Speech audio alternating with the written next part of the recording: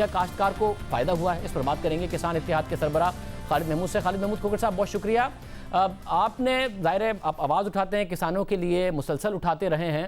ये चीनी का स्कैंडल बना, ये सारे के सारे मामलात हुए, 50 से 60 अरब का फ़ायदा कहा जा रहा है कि किसान को हुआ।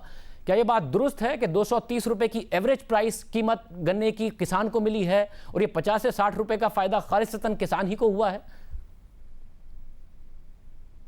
देखिए जी, मैं आपको अर्ज़ करूं, सबसे ज़्यादा जो रिकवरी है वो रहीम यार खां में है जी, और मोहतरम जहांगीर तरीन साहब की सारी शुगर मिलें भी वहीं पे हैं। वहाँ पे रिकवरी कोई 11 साढ़े 11% रिकवरी है जी। वहाँ पे जो इस वक्त गन्ने का रेट चल रहा है वो पहले 190 था, फिर 195 हुआ, फिर 200 हुआ, अब जाके परसों से वो 220 पे हुआ है। ऑन एवरेज अगर रेट निकालेंगे तो वो 200 से ऊपर काश्तकार को नहीं मिला होगा, क्योंकि पहले ज़्यादा टाइम 190 पे लिया गया जी। अच्छा, मगर ये जो बात है उनकी तरफ से कि अगर कार्टेल होता तो हम इतना महंगा हम गन्ना क्यों खरीदते? उस पर भी हम फिक्स कर लेते तो कि 180 190 रुपए से हम ऊपर नहीं देंगे। क्या वाकई इस बात की निशानदेही करता है अगर कीमतें बढ़ी हैं बाद में जाके? देखिए मैं किसी काश्तकार ने ज़्यादा रेट नहीं मांगा। काश्तकार को जहाँ पे कुछ ज़्यादा रेट मिलता है वो किराए की बदले मिलता है। जब कोई शुगर मिल वाला दूर से आके गन्ना उठा के ले जाता है तो वो उतना किराया ज़्यादा देता है काश्तकार को वही 190 200 रेट आके बचता है, और किराया भी उसी में शामिल होता है काश्तकार का। तो इसलिए आप काश्तकार के लिए देखें, जो इस दफ़ा कॉस्ट ऑफ प्रोडक्शन निकाली गई है, एग्रीकल्चर डिपार्टमेंट निकाली, पिछले साल थी कॉस्ट ऑफ प्रोडक्शन 192 काश्तकार की, और इस दफ़ा निकाली गई 186। हालांकि हमारी 70% पैदावारी लागत बढ़ चुकी है। जो हमारी आज से 1.5-2 साल पहले जो यूरिया थी 1200-1250 की, वो चली गई 2000 पे। जो डीएपी 2300 में थी वो चली गई 3800 रुपये पे। जो बिजली का यूनिट था 5 रुपये 35 पैसे, वो चला गया। अब इस वक्त जो यूनिट का रेट आ रहा है वो 15, 20, 40 रुपये तक हमें यूनिट का रेट पड़ रहा है जी। इस तरह डीजल का रेट बढ़ गया, हमारे लेबर चार्जेस बढ़ गया, ट्रांसपोर्ट का रेट बढ़ गया। अब वहां पे बात होती है सिर्फ शुगर मिल की कॉस्ट ऑफ प्रोडक्शन की बात होती है, काश्तकार की कॉस्ट ऑफ प्रोडक्शन की बात नहीं होती। देखे ना, शुगर मिल वाले मजबूत है या काश्तकार तो किसी जगह पे सब्सिडी का हुकूमत से नहीं ले सकते। जब सब्सिडी की बात होती है तो IMF आड़े आ जाती है, जबकि शुगर मिल्स मालकान पिछले साल भी 6 रुपये 60 पैसे फी किलो सब्सिडी ले गए पर केजी इसके ऊपर। उससे पिछले साल 10 रुपये 70 पैसे फी किलो ले गए। देखें जी, सबसे इंपॉर्टेंट एक चीज़ और है इस वक्त, क्योंकि मैं पाकिस्तानी हूँ, हमने पाकिस्तान के लिए सोचना है। इस वक्त शुगर मिल हम पानी एक्सपोर्ट कर रहे हैं अपना चीनी की सूरत में, 3 गुना कपास से ज़्यादा पानी लेता है, और कॉटन एरिया में सारी शुगर मिलें आ गई हैं। ये मिसमैनेजमेंट है, प्लानिंग गलत है, मुल्क के लिए कोई नहीं सोच रहा। और उससे बड़ी बात है, पानी के अलावा ये पोटाश को ज़मीन से सक करता है। क्यों शुगर मिलें यहाँ से शिफ्ट होकर वहाँ रहीम यार खां में जा रही है? इधर से जब पोटाश खत्म होती जा रही है, गन्ने ने पोटाश सक कर ली, अब वो पोटाश वहाँ से जाके सक कर रहे हैं। ये बात आज तक किसी ने बात नहीं की होगी। देखिए जी, हम पाकिस्तानी, हमने अपने मुल्क के लिए सोचना है। फिर एंड कंज्यूमर जो हमारा गरीब शहरी है वो क्यों पे करे? वो ज़्यादा अदायगी क्यों करे? क्या वो पाकिस्तानी नहीं है? वो तो गरीब है बेचारा, कोई चौकीदार है, कोई चपरासी है, किसी की 15,000 तनख्वाह है। मतलब अब ज़ाहिर है आपका दावा है कि कोई महंगी चीनी नहीं बेची है काश्तकार ने। जहांगीर तरीन साहब कह रहे हैं 230 रुपए की एवरेज है, 40-50 अरब रुपए किसान की जेब में चले गए हैं। क्रशिंग लेट हुई, उसकी जिम्मेदारी किसकी, किसान की या शुगर मिल मालिकान की? हम तो चाह रहे थे कि जल्दी करें, 1 नवंबर को करें, लेकिन इन्होंने आके कोई 25-26 नवंबर को आके क्रशिंग शुरू की। उसके बाद जब क्रशिंग शुरू हुई तो उसके बाद इन्होंने अपनी मनमानी करने के लिए 10-12 दिन तमाम मिलें बंद कर दी, क्योंकि ये टोटल 20-30 लोग हैं, ये आपस में इत्तफाक कर सकते हैं। काश्तकार बेचारा क्या करे? काश्तकार तो ये गन्ना अपने घर में नहीं रख सकता। काश्तकार का गन्ने का कोई और इस्तेमाल नहीं है, इतना गुड़ भी नहीं बन सकता, फिर गुड़ बनाने की इजाज़त भी नहीं होती। जहाँ पे लोग गुड़ बना रहे होते हैं वहाँ पे DC साहब पहुँच जाते हैं, वो उसको भगा देते हैं कि जहाँ गुड़ नहीं बनाना ये बेलने ख़त्म करो। यानी हर लिहाज से काश्तकार का इस्तेसाल होता है हर जगह के ऊपर। लेकिन मैं नहीं सिर्फ काश्तकार के इस्तेसाल नहीं है, वो एंड कंज्यूमर का भी इस्तेसाल है, गरीब शहरी का भी इस्तेसाल है।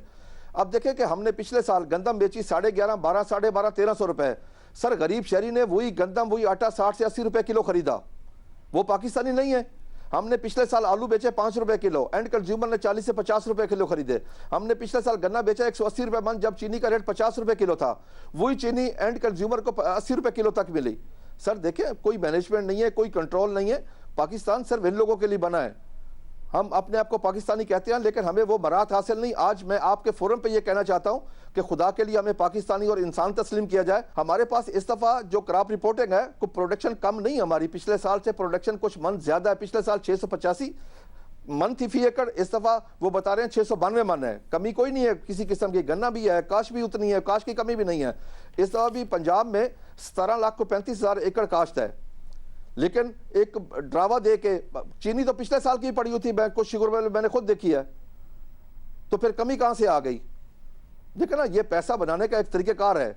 मैंने तो जब देखा है कि यही लोग नुकसान में, रिबेट इन्हीं को मिलता है, सब्सिडी इन्हीं को मिलती है।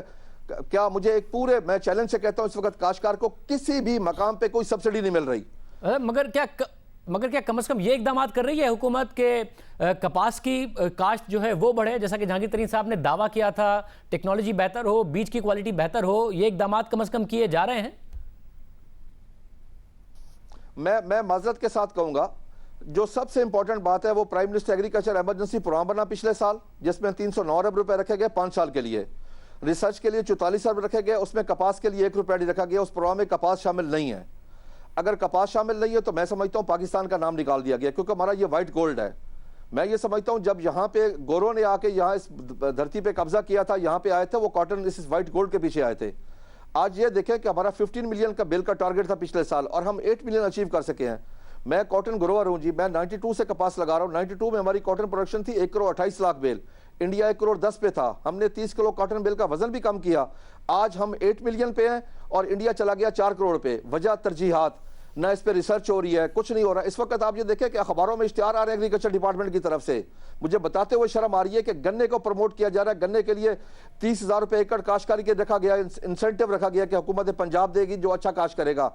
और उसके अलावा जो ज़रूरी आलात ले 50% सब्सिडी पे गन्ने के ज़रिए आलात मिले। कपास का तो कोई नाम नहीं आ रहा। अब माज़रत के साथ मैं कहूंगा कि इस वक्त कपास को कहीं भी प्रमोट नहीं किया जा रहा। कपास के रिसर्च के लिए कोई पैसा नहीं रखा गया। अगले साल के लिए हमारे पास बीज नहीं है। देखे ना, हमने जदीद टेक्नोलॉजी लाने के लिए यूएनओ से परमिशन लेनी है क्या? जब 60% आपकी एक्सपोर्ट कॉटन बेस्ड है, तो कॉटन को क्यों नहीं प्रमोट किया? क्यों नहीं उसकी जदीद टेक्नोलॉजी लाई जा रही? ना पिछली हुकूमतों ने कहा। हमारी बदकिस्मती ये है सर, जब जरदारी साहब आए वो भी शुगर मिल के मालक, जब नवाज शरीफ आए वो भी शुगर मिल के, अब जब ये है यहाँ भी शुगर मिल है। अब देखें ना, हम पाकिस्तान कहाँ जाए? पाकिस्तान की एक्सपोर्ट दिन ब दिन कम होती जा रही है। आपका एडिबल ऑयल इस वक्त $4 बिलियन की इंपोर्ट है उसकी। अगर हमारी कॉटन ज्यादा होगी तो हमारी वो इंपोर्ट कम होगी, क्योंकि एडिबल ऑयल कॉटन से भी आता है। फिर कॉटन से एक बड़ी इंपॉर्टेंट चीज है, 60 से 80 मन लकड़ी मिलती है जनूबी पंजाब से लेकर सिंध तक। अब वो गरीबों के पास लकड़ी ने, वो दरख्त काट रहे हैं। मौसमियात का इस वक्त मसला बन रहा है, माहौलियात का मसला बन रहा है, क्योंकि दरख्त जब काटे जाएंगे तो माहौलियात का मसला बनेगा। बहुत शुक्रिया। ये इस वक्त हाल है, सवालात उठ रहे हैं।